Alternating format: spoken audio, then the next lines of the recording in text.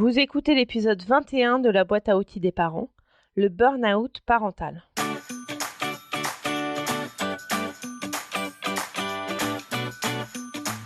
Bonjour, je suis Juliette Cerceau, je suis coach de vie et coach parental. Je suis ravie de vous accueillir sur la boîte à outils des parents. C'est le podcast dédié aux parents qui vous donne des outils concrets applicables facilement et immédiatement pour vivre une parentalité plus épanouie. Alors aujourd'hui, je vous parle d'un sujet douloureux, le burn-out parental. Peut-être que certains ou certaines d'entre vous l'ont déjà expérimenté. Ce n'est pas mon cas. Je pense que fin 2020, j'ai frisé le burn-out professionnel, mais j'ai opéré une reconversion professionnelle avant que mon job n'ait ma peau, si je peux m'exprimer ainsi. On peut changer de job, mais on ne peut pas tellement changer d'enfant ou de famille ou le fait d'être parent. C'est un sujet douloureux car les personnes qui en souffrent vraiment. Ce n'est pas juste une petite baisse de morale passagère ou une fatigue du moment. Alors, avant d'aller plus loin, je voudrais déjà bien définir le burn-out parental. C'est quoi le burn-out parental ? C'est un trouble survenant lorsqu'un parent est soumis à un excès de stress parental sans disposer de suffisamment de ressources pour en compenser l'effet. Le burn-out parental peut ainsi toucher tout parent qui cumule plus de risques que de ressources pendant trop longtemps. Le parent s'épuise alors dans sa parentalité jusqu'à devenir l'ombre de lui-même, puis l'opposé du parent qu'il était et voulait être. Alors, c'est une définition qui ne vient pas de moi, je l'ai trouvée sur le site Burnout Parental, élaboré par les docteurs Isabelle Roskam et Moira Mikołajczak. Je suis désolée si j'écorche son nom, je vous mettrai de toute façon les références du site internet dans les notes de l'épisode, parce que c'est un site internet qui est très très bien fait. C'est donc un excès de stress dans notre rôle de parent. Si on mesure le stress sur une échelle de 0 à 10, 10 étant le stress total et 0 aucun stress, le burn-out est là lorsqu'une personne a toujours un niveau de stress entre 5 et 7, mais constant. C'est-à-dire qu'il ne redescend jamais. On peut avoir un gros coup de stress lorsque, on a un dossier à rendre pour telle date et qu'on est en retard. Pendant quelques jours, on va être hyper stressé, on va être à 9 ou 10. Bon, c'est pas bon pour la santé, soyons clairs, mais s'il finit par redescendre, c'est ok. Nous ne serons pas en burn-out. Mais si sur une longue période, on est à un niveau de stress moyen-haut, nous sommes à risque de faire un burn-out parental. C'est un stress qui n'est pas forcément super élevé, mais qui est constant. C'est la constance qui est importante ici.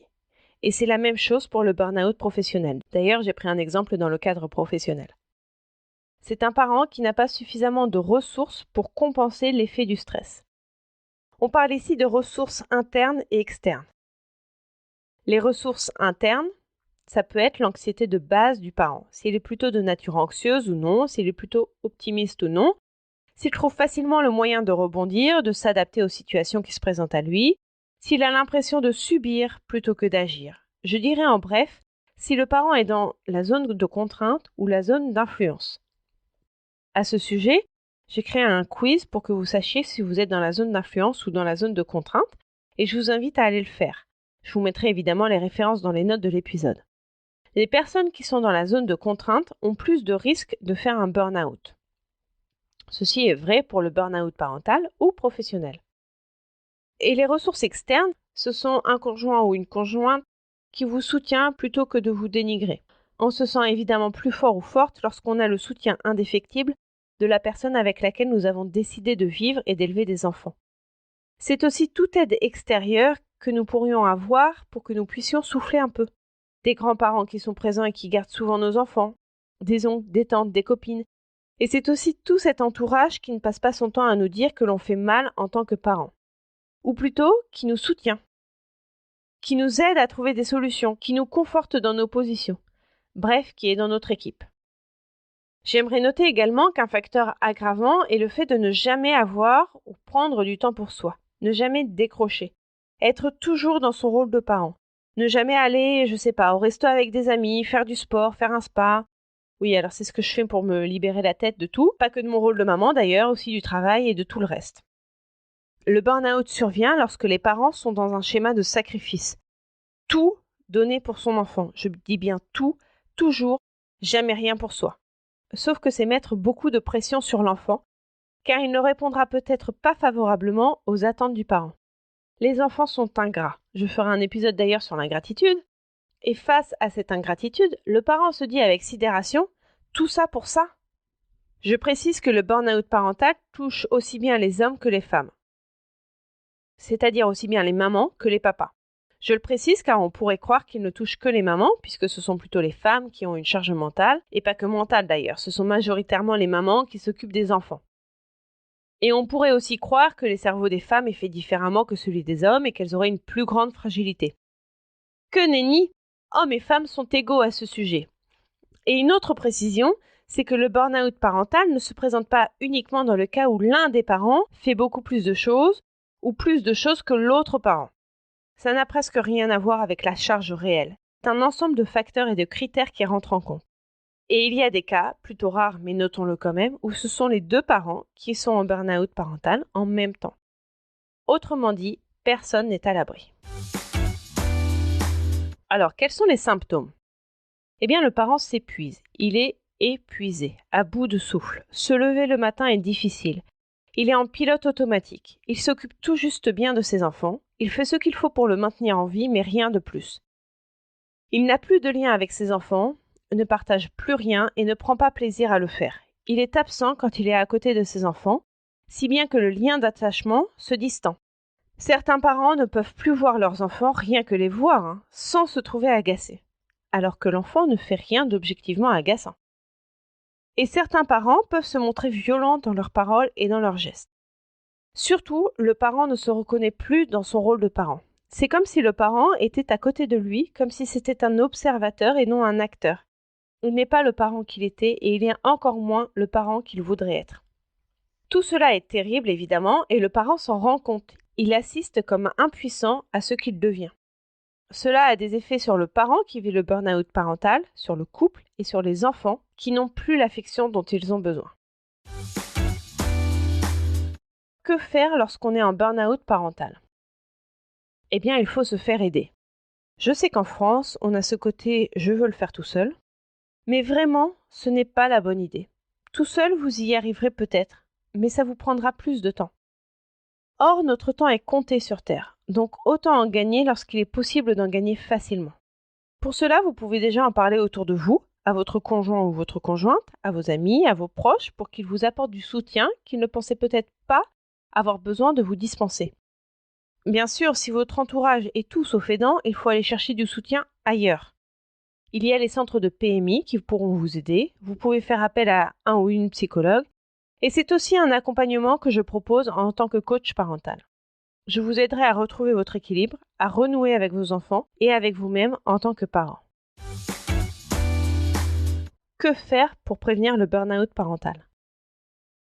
Déjà, je pense qu'il faut reconnaître que l'on est juste humain ou humaine, qu'on n'est pas parfait ou parfaite, et qu'on n'est pas Superman ou Superwoman. Il faut qu'on laisse de côté notre perfectionnisme et que l'on accepte d'être juste une mère ou un père suffisamment bonne ou bon. Je vous renvoie pour cela à l'épisode 6 sur le parent parfait. Je pense que c'est un point primordial, car on a beaucoup de pression pour être le parent parfait, et cette pression nous conduit justement de façon insidieuse à être l'inverse. Ensuite, il faut s'entourer de proches qui vous soutiennent. Évidemment, le coparent est tout désigné, mais j'ai conscience que ce ne soit pas toujours possible. Donc allez trouver du soutien dans d'autres personnes, que ce soit votre famille, des amis ou des professionnels de la petite enfance ou de l'enfance. Il y a toujours une porte à pousser pour sortir de votre solitude et de votre isolement. Ensuite, si vous êtes dans la zone de contrainte, pour le savoir, je vous invite à faire le test que j'ai élaboré. Il faut en sortir progressivement en cultivant la pensée positive. Et ça tombe bien car j'ai fait un guide gratuit pour développer votre pensée positive. Vous pouvez le télécharger gratuitement en vous abonnant à la newsletter de la boîte à outils de l'esprit, j'ai bien dit de l'esprit. Je vous mettrai le lien dans les notes de cet épisode. Si vous faites ces deux choses, votre niveau de stress va diminuer largement. Mais pour continuer dans cette diminution du stress, il est impératif de prendre du temps pour vous, de sortir de votre maison et de faire ce que vous aimez faire. Je vous invite également à écouter ou réécouter les épisodes 10, Garder de vue l'essentiel, et 11, Être débordé. Les outils que je propose dans ces épisodes vont vous aider à vous recentrer sur vos priorités. Alors, pour résumer cet épisode, pour prévenir le burn-out parental, je vous conseille de vous entourer de personnes qui peuvent vous apporter leur soutien, d'être optimiste, positif ou positive, d'être actrice ou acteur de votre vie, d'accepter de faire des erreurs et de ne pas être un parent parfait. Lorsque le burn-out est là, faites-vous aider. Je ne dis pas ça seulement pour que vous fassiez appel à moi, même si je serais ravie de vous aider, mais je vous le dis parce que vraiment c'est important que vous redeveniez vous-même, que vous redeveniez le parent que vous voulez être et que vous renouiez le lien que vous avez avec vos enfants. C'est d'ailleurs pour ça que j'ai créé ce podcast, pour que vous puissiez vivre une vie de parent épanouie et que votre parentalité ne se transforme pas en cauchemar. Sur le site Burnout Parental que je vais vous indiquer, il y a 2 tests à faire. Le premier, c'est pour savoir si on est en burn-out parental et le second, c'est pour savoir si on est à risque. Je vous invite à aller les faire si vous avez un doute.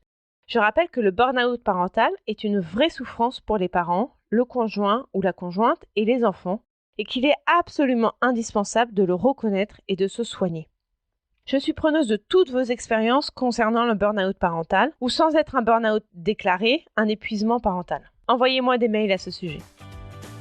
Vous retrouverez toutes les notions utiles sur le site internet BAO comme boîte à outils, baodesparents.com. N'hésitez pas à vous inscrire à la newsletter pour être notifié des nouveaux épisodes chaque semaine. Si vous avez aimé cet épisode, n'hésitez pas à me le faire savoir en déposant un avis 5 étoiles sur la plateforme de podcast que vous utilisez. C'est le meilleur moyen de me soutenir et de permettre à d'autres auditeurs de trouver ce podcast plus facilement. Vous pouvez aussi me suivre sur Instagram sur le compte BAO des parents et j'ai également une page Facebook qui s'appelle La boîte à outils des parents. Enfin, sachez que si vous voulez progresser encore plus vite et de façon plus juste et efficace, je propose un accompagnement de coaching personnalisé, que ce soit du coaching de vie ou du coaching parental. Vous trouverez toutes les informations sur le site baodelesprit.com. À mardi prochain!